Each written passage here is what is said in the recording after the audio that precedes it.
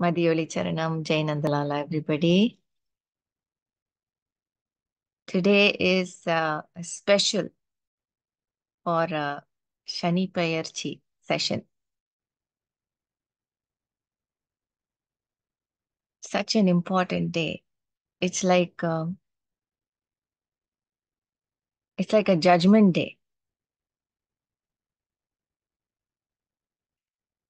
Those of us who have done wrong, there are reasons to be scared. But those of us who have not done anything wrong, there is nothing to fear.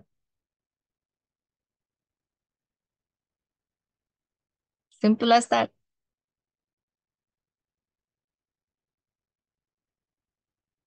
If I have to say it with the astrology in mind, then it's basically today's significance is that Shani Bhagavan, the planet, is moving from one house to another. That is all. So I'm sure your mother or any of your relatives would have already called you and told you, given the good news for you that your Rashi is being, he's entering your Rashi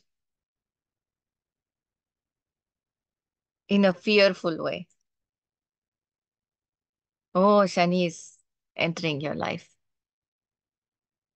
You have to do this, you have to do that, you have to do this, this. So a lot of instructions would have come your way already.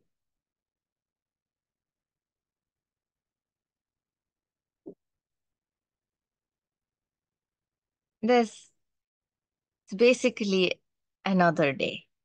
That's all. For once, I don't even see all this. Because in the end of the day, bhakti is all that matters. And Lord Shani is not a bad person. He has done so much penance and he has received this as a boon. This is his duty, this is his job to distribute our karmas. Every species has come with a karma, and it is his job to come and deliver it. He's the postman. Why are we scared of the postman?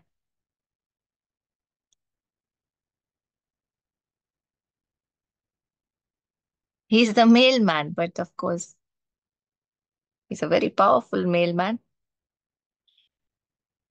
He's holding our judgment in his hands, so that shows his power too. When compared to other planets, he is the slowest one. And I've spoken about this in detail in our Shani Bhagavan session. So you should all go and, watch it so that I'm not going to talk in detail about him in this session. So because he's slow, he stays in one Rashi for a very long period. That is why they say Era Ranata Shani, 7.5 years. And that itself scares a lot of people. Oh gosh, I'm just starting. 7.5 years. So I want to, by the end of the session, I want you to be out of that fear. The whole point of this session is to make you respect him more than fear. Yeah, makes sense?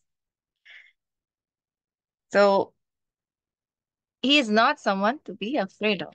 You have to respect him and he's doing his duty, and we have a lot of things to learn from him. And when your time comes, he comes to deliver your karmas. So whenever we are struck by these karmas, that's when we even think, we pause to think, what did I do wrong?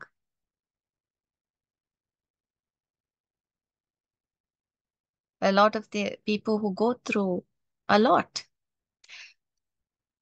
If we have come here, we have come with a karma baggage. What is a karma? Everyone talk about karma, karma. What is a karma? Very simple. When we are sent to earth, we have a baggage with us. Inda vachiko. Whenever we go out of station, out of town, we have a bag with us, don't we?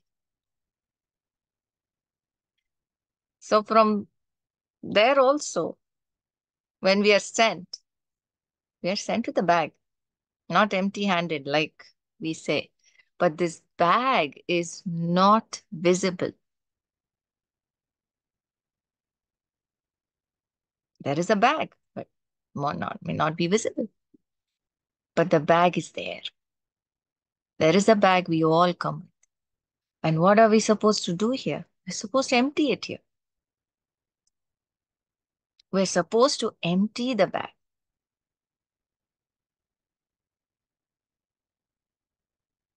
And how do we empty it?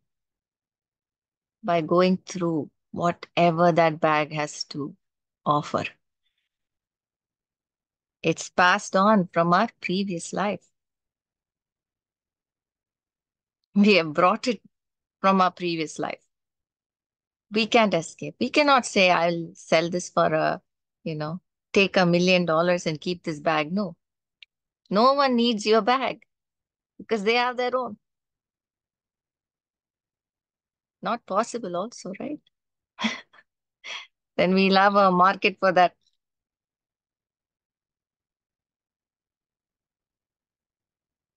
Anything man can sell, he will not leave his chance, you know. But karmas cannot be sold. You have to, you have to go through it. Amma would say, if so many devotees go through so much hell of a time, it's not easy for many. And Amma says, Teetuduma, Seekram Teetudu. She never says, I will dissolve it. She says, Teetudu, empty it.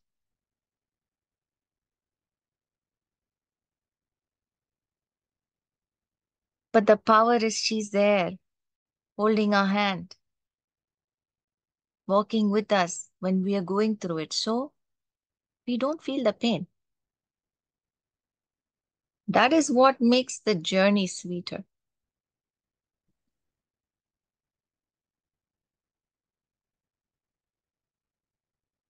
So when we are here trying to empty our karmas, we cannot sit and cry over it because we made that choice in our previous birth. We made that choice and we brought it here. It is our choice. A lot of us go to this altar, God's altar, and start screaming at Ambal. Why at Ambal? You know, when I've been with Ambal in her physical form, many people would come directly to her face to face and ask her, why are you troubling me? What did I do to you? எனக்கு என்ன இவ்ளோ சோதனை? What will poor Ambal do? So many times she used to tell me, a lot of times she will openly talk to me. In a lot of pain, she will tell me. She will tell me, this parent came this problem with her child. Before the child was born, they came and seeked my blessings. I gave them the blessings. Now the child is blind and they blame me.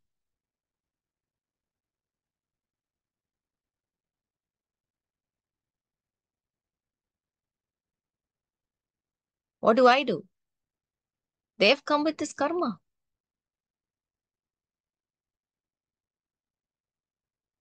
I mean, think about it.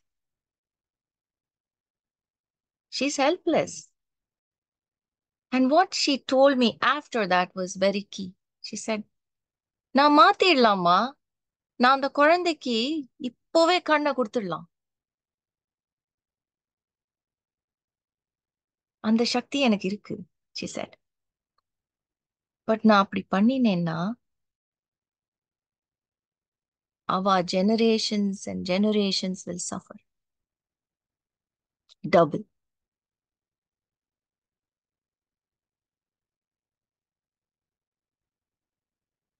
She said, I will repeat that in English. She said, I can do it. I can easily give back the eyesight. I have that power. I have the ability to do it. But if I do that, they will suffer generations after generations. Double of what they have to do now, what they are suffering now. And that I don't want.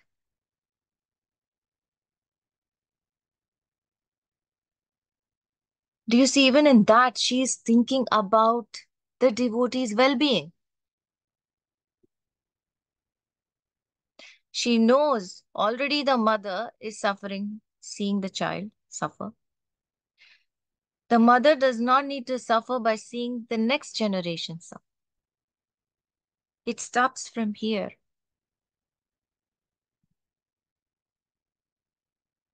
So she's trying to help us. If she can change something, trust me, she will. You don't even need to ask. She cannot see her child suffer. She's the universal mother. We always bring our attachments in the middle. If our loved ones are suffering, we'll be like, why are they suffering? Why can't she do something? She's the universal Akhilandeshwari, the one who created everything. If she wants, she can change anything. Yeah, she can. But what are the consequences if she did that? If she has not done it so far, it is not good for you. Please remember that.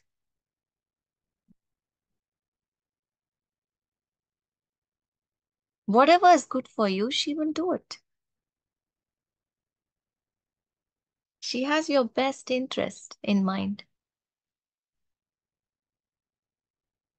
So let's see an analogy, okay, regarding this karma thing. We all travel by flight and we have to select our meals before we board the flight, correct? A lot of us have special needs. Asian vegetarian, continental, Chinese, whatever. We did select whatever we wanted, but then we realized that it was not that. When we boarded the flight and we were there and we got our first meal, we realized that we got something different from what we actually asked for. And so we talked to the crew. We said, this is not the meal I ordered. This is not what I asked for. Can you please give me a vegetarian meal? What is he going to say? I'm sorry. We don't have it. You chose this and you got this. We can change it now because this is all we have. Correct? No going back now. You're up in the air. No way you can go back and change your meal and come back. No. So all that 24 hours, some of us travel for 24 hours to get to India and not, right? All that 24 hours, you have to stick to that meal.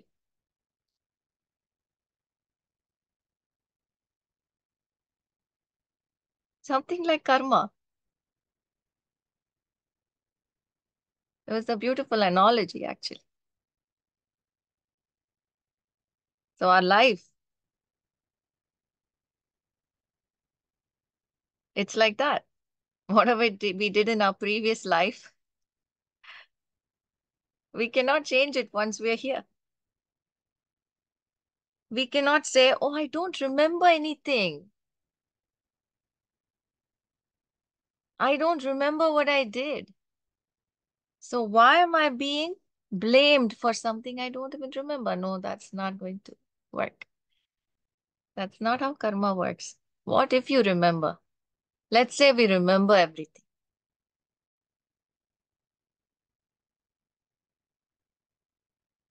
Let's say we remember everything. It's going to make our lives even more miserable. Isn't that why the Lord has made it such that He has molded it in such a way that we don't remember anything?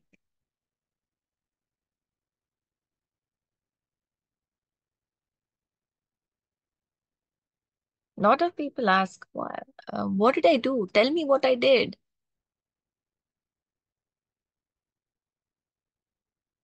They don't have even the little strength to go through what they're going through and in this life, and they want to know what they've done in last life.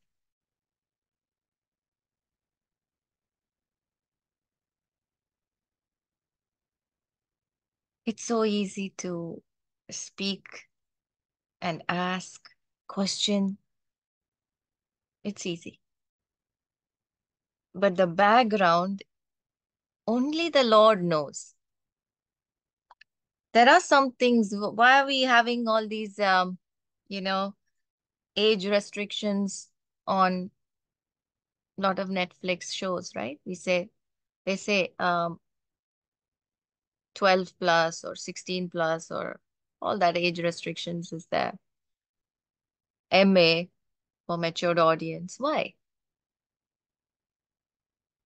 Because certain ages cannot see certain shows. It's restricted. Same way, our previous life, Ambal, the Lord has restricted it. We cannot, we cannot absorb it. We cannot digest it.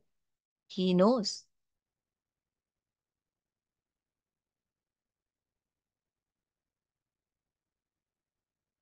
We cannot throw tantrums like the teenagers do, saying, I want to know. It cannot be given.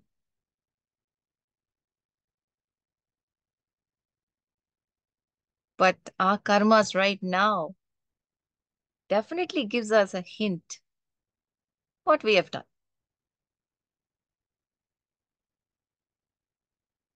If we have a very difficult co-worker, if we have a very difficult manager, we know, oh, I must have troubled somebody. Definitely.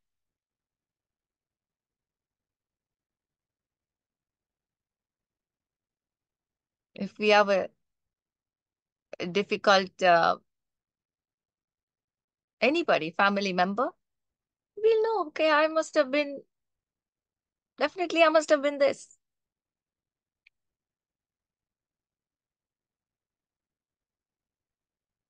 There is a hint there. It's all how we take it. But there are a lot of us who are in denial, right? Why? It's like an entitlement. It's like, why? Why am I going through all this? No one is entitled. According to me, We can't even ask why. Who are we to ask why?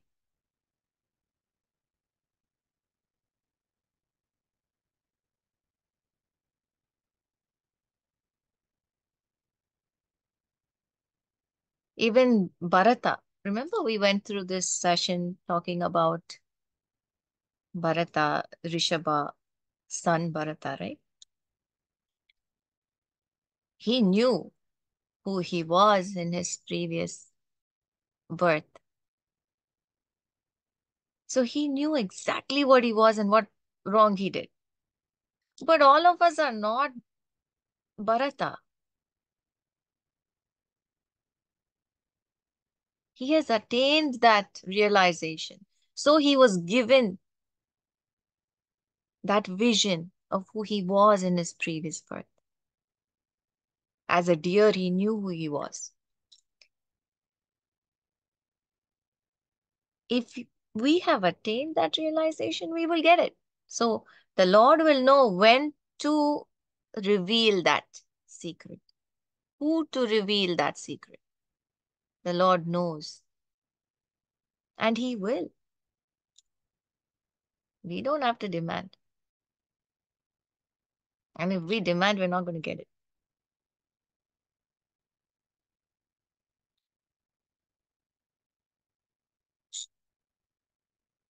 So, what is the key point here? We come with a baggage. We have to quietly empty it without complaining. And when people talk about karma, they always say karma is ruthless. Karma is painful. Karma is dreadful. Karma is cruel. These are the things everyone talk about karma. These are the adjectives they use. Yes, karma is. If we have done something wrong, yes, we have to be answerable to it. There are consequences, and that is what karma is. In one line, to tell you is if I have to tell you about karma, it's karma is truth. That's it. Karma is truth. If you are a person who upholds truth, you don't have to be fearing karma.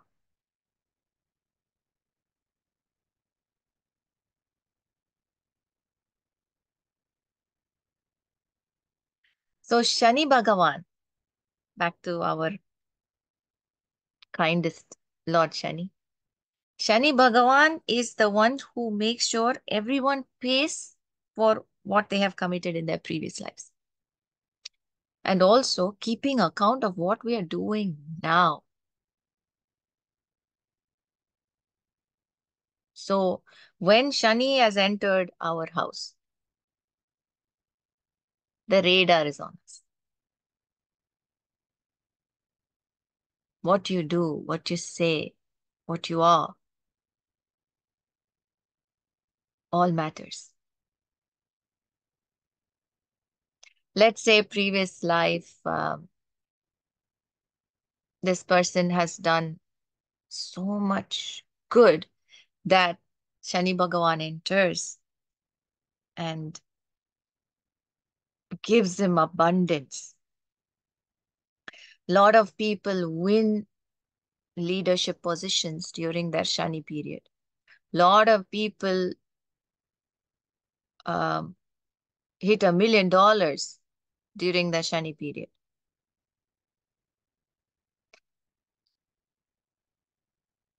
Even the best of the best happened during the Shani period. Do you know that? And the worst of the worst. It's both. It all depends on the karma we came from, we came with. So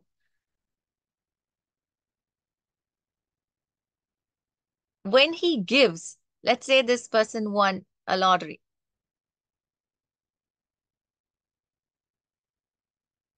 He is watching. And this person is so happy. He has no idea the Shani has entered his house and he's in the radar now. Even more. Already we are. Now even more. And he's got this, he's won the lottery. What is he going to do with that money?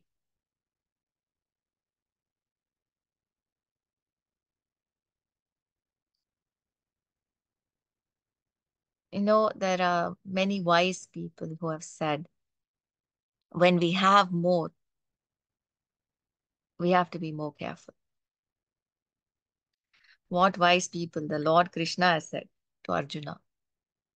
Arjuna, if I want to punish somebody, I will give them a lot of wealth.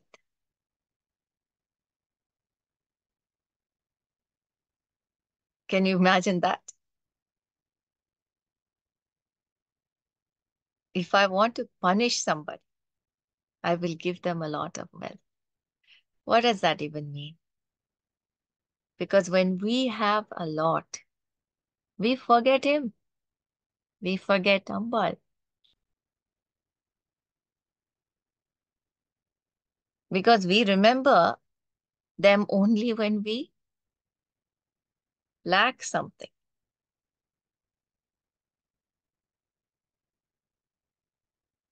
Do we remember them when we have everything? No.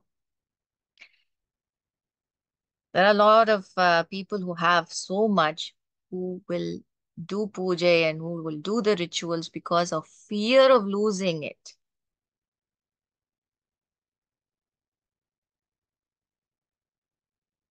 எப்போதும் நிறைஞ்சிருக்கணும் எப்போதும் நிறைஞ்சிருக்கணும். I have to have. I have to have a lot is the fear. It should not go away. Should not lose this. The business should always be booming. Lakshmi Puja.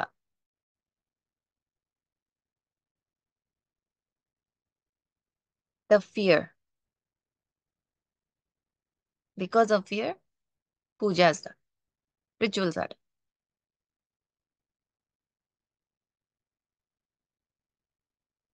So when Shani gives, he gives a lot. And watches. Sits back, relaxes, and watches you. What do we do with that wealth we have gained? We have earned that wealth. And that's why we got it. Understood. But we don't own it. We don't own it.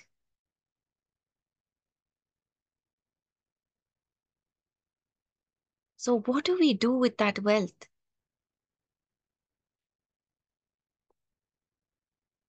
Is very important. And that is what he watches. I have a small story from Mahabharata. Um,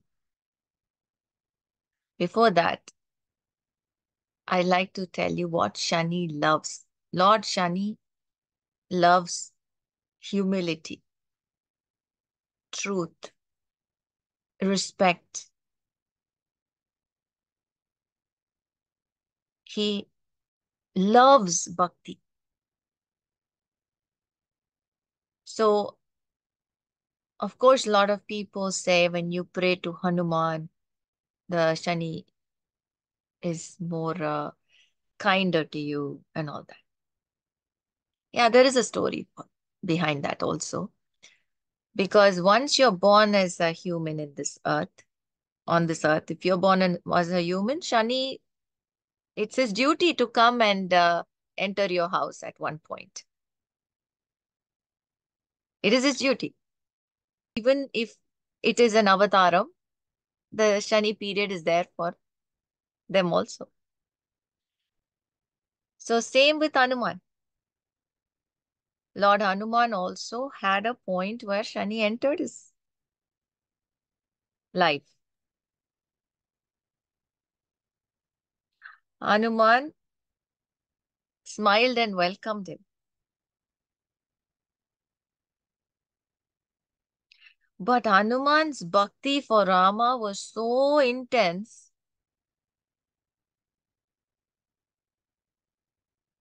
that Shani Bhagavan was floored. He was full of admiration. And he said, "You ask me for any boon, I'll give you." And Hanuman said, "Whenever you enter my devotee's house, if they are my devotee, make sure to be kind to them." And he said, "Okay."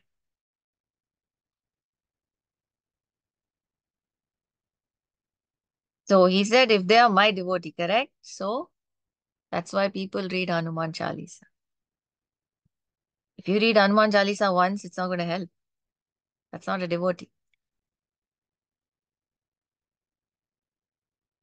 Devotee is holding that deity in the heart. Now here I said devotee. Hanuman was spared. Why? He was a devotee. Hanuman was a devotee of Lord Rama. So you can ask me, why should I be a devotee of Hanuman? I could be a devotee of Rama. No, you can be a devotee. Does not matter who you're a devotee of. Is how you're devoted to that deity.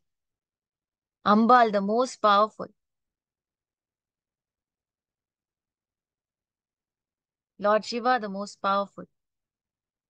Lord Ganesha, the Lord of all the Lords. Shani Bhagavan will definitely not come near if you have Lord Ganesha. I always wonder why Ambal gave us Lord Ganesha. To protect all her devotees from every period that we face, every phase of our lives, so that it goes smoothly. That's why we have Ganesha with us, the most powerful Lord. Hope we're all really using that, taking that opportunity, right? It's up to us. So with that, I want to talk about one small story from our Mahabharata. Here all the Kauravas are gone, and the only one that is left is Duryodhana. This is that time where only one Kaurava is left. Duryodhana fought. Of course, his chariot was broken. His weapon was broken. And he was lying there, weaponless, chariotless, so helpless. And he screamed. Even then, his inner power was not gone. He has so much of ego and pride. He was screaming. He said, "This is not fair. This is not dharma," he said. "You're all standing with your weapons and I am weaponless.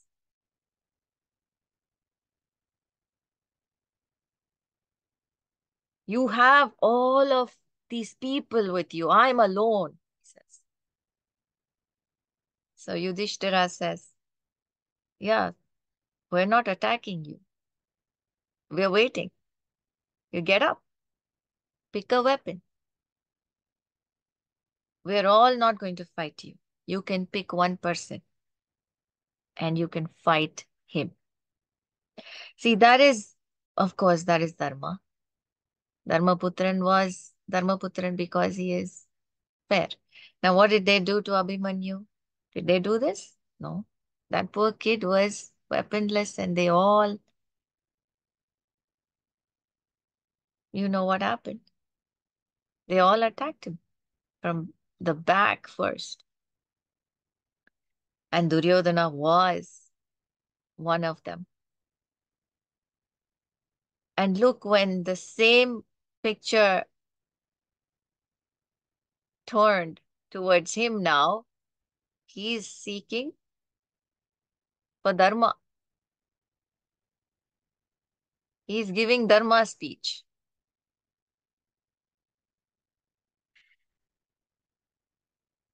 That's how the world is, isn't it? So Yudhishthira says, don't worry, select which weapon you want and pick who you want to fight in. We'll have the fight. Now, Gandari is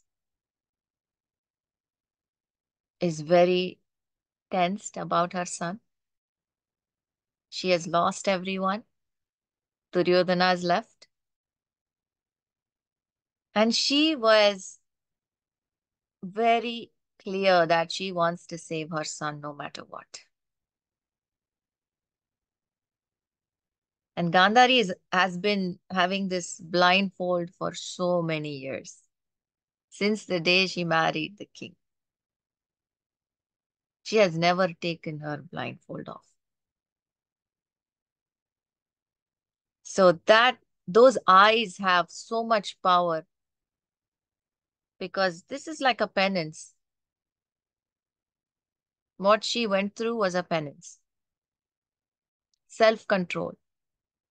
Closing the eyes for so many years have made her eyes so powerful that the first thing she glances and instill all those powers on that.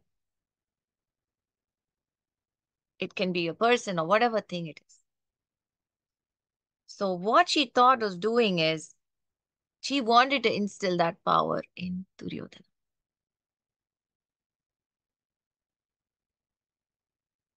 So she told Duryodhana, go and dip yourself in the river and come. It's like in the early morning hours, like 3 o'clock, when everybody is asleep. So she tells Duryodhana, go and dip in the river and come and see me in my chambers. Don't wear anything, she says. He says, Mother, what are you talking about? She says, no wearing anything.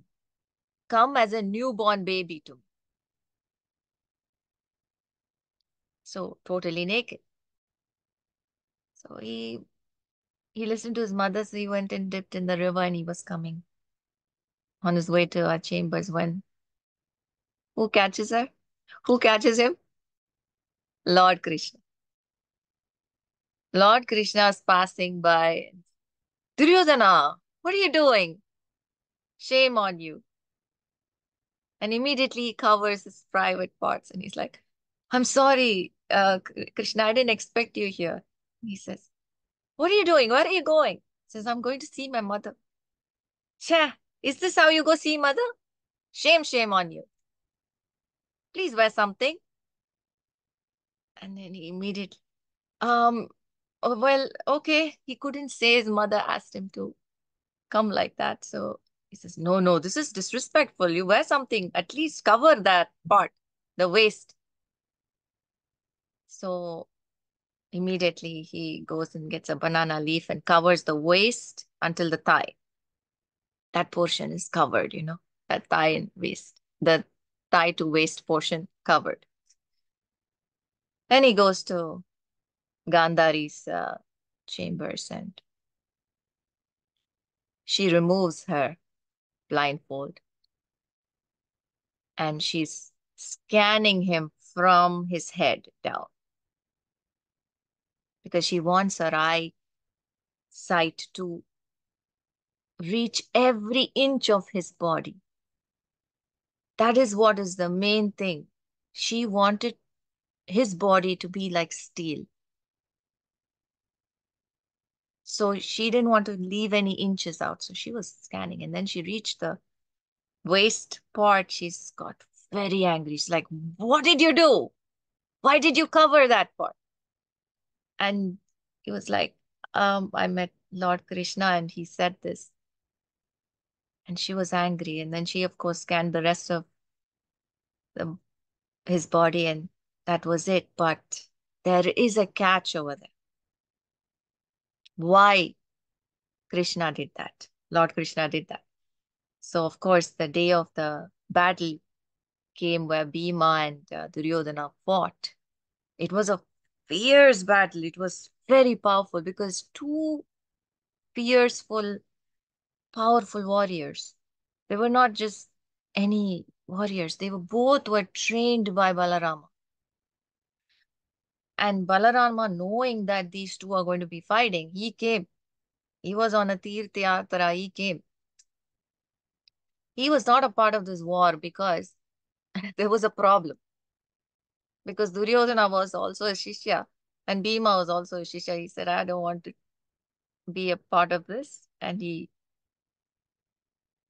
came out. See, that's also a choice he made, right? He could have been a part of truth. He chose not to. So the two warriors took his blessings, um, Balarama's blessings, and Balarama sitting and watching both his Shishyas fight. Of course, it was fierce. Uh, both of them were clashing their maces, and it was like thunder. Every time it clashed, it was like thunder in the sky. It was so powerful, both of them. And they got hit, but every time they got hit, they would just bounce back up and fight. Slowly, everyone saw that Bhima was losing his powers and Duryodhana was gaining. He was overpowering. Arjuna was getting tense. He immediately ran to Lord Krishna and he says, Krishna, what's going on? Bhima, Bhaiya, he says, my older brother, what is happening? So Krishna says, don't worry. I'm waiting for Bhima to look at me. So Krishna's eyes were on Bhima. And when Bhima was getting hit, at last he looks at Krishna when he was on the ground. He's looking at Lord Krishna for some assurance. And Lord Krishna immediately says, look at me. And he shows his thigh. Says, hit him there.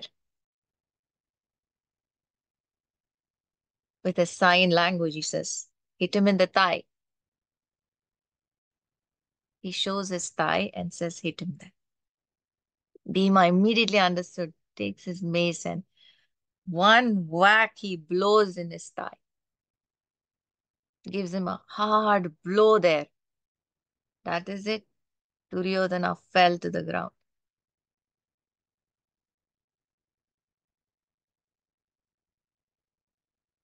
He fell to the ground dead. And of course, who was watching this? Balaram. Balarama was watching this. He was not happy. He said, I noticed what you did. You did it again, didn't you? He said to Krishna. That is not fair. And Krishna asked Balarama, really? Where were you when the Kauravas attacked the Pandavas? Where were you in the court when all the atrocities happened? Did you speak up for the Pandavas even once?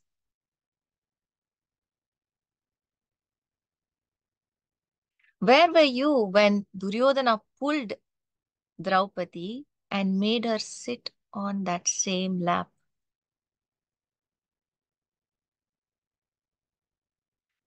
Duryodhana's end was written then, he said. The lap he made Draupadi sit. The same lap will be the reason for his end. And that you or I cannot stop. Bhaiya, he says. And Balarama is older than Krishna, right? You or I cannot stop that.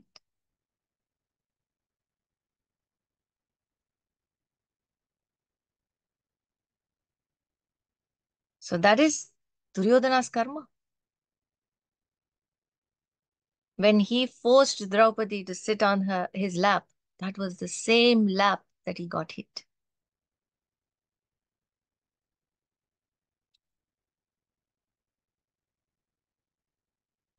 Whatever Gandari tried, she made his whole body like steel. But when it comes to karma, the mother couldn't save him. The guru, Balarama, couldn't save him. Hmm? And the Lord will not try to save him because the Lord is always for justice, truth. He will always be on the truth, side of the truth. So, yeah, he had to pay for it. Of course, Gandhari was very furious, very angry.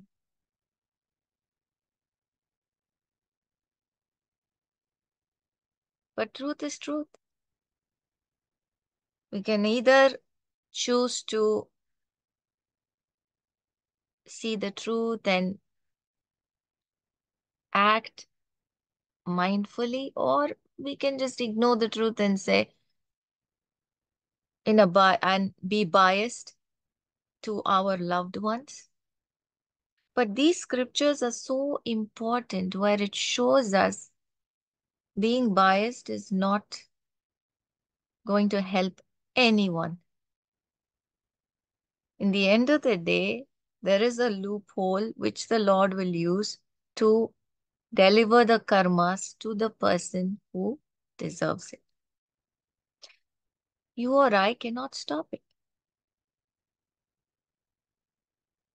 No emotional attachments can stop it. We can do vrat or we can do anything.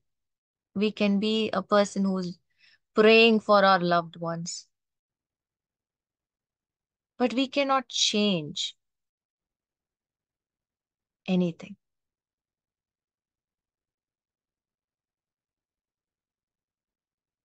We should pray to give the loved ones strength to withstand whatever they're going through. We pray for strength. We pray that the Ambal's umbrella is always on top of our head, protecting us.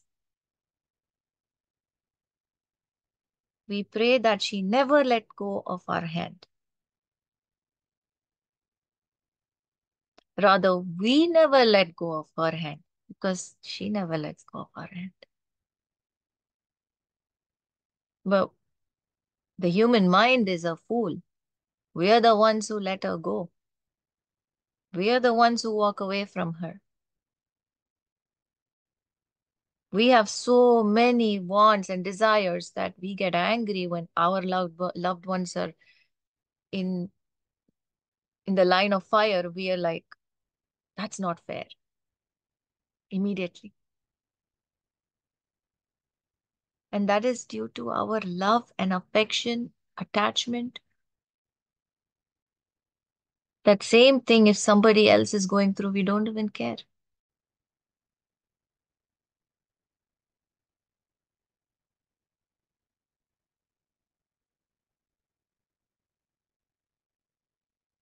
So our karma is unchangeable. What we do now matters.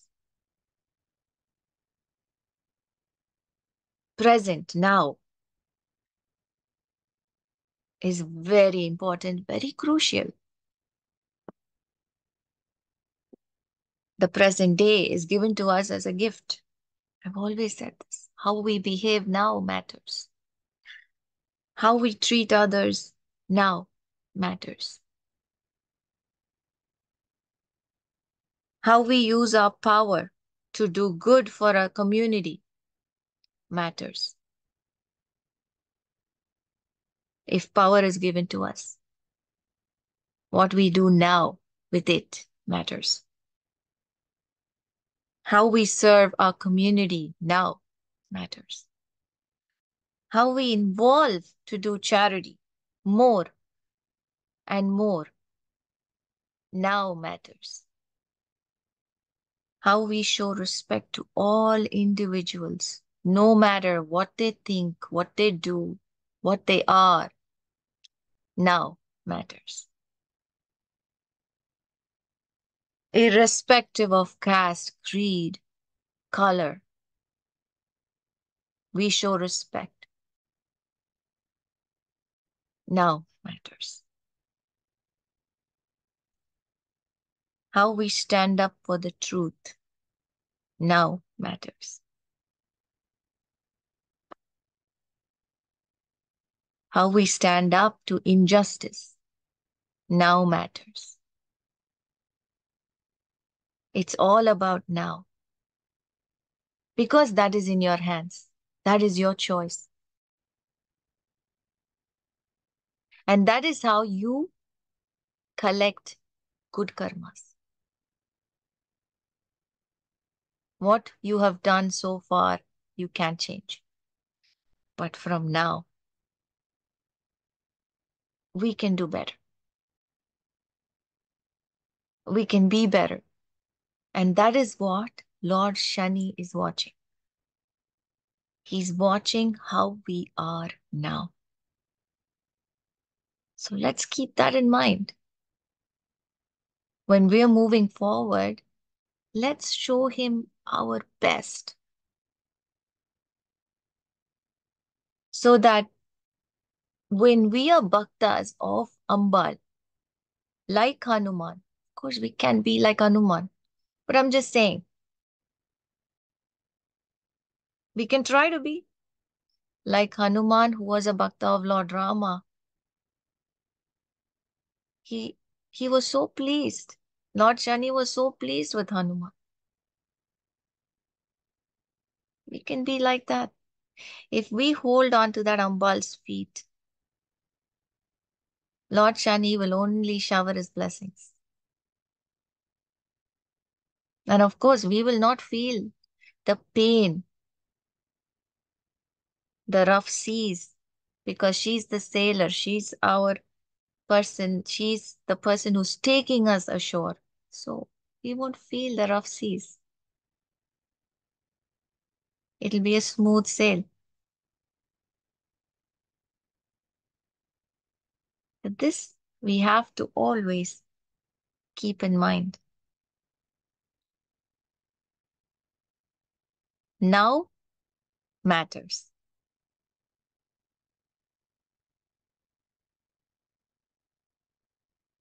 And everything is fair. Everything is justified. I hope you enjoyed this session. Mathioli Charanam, Jai Nandalala.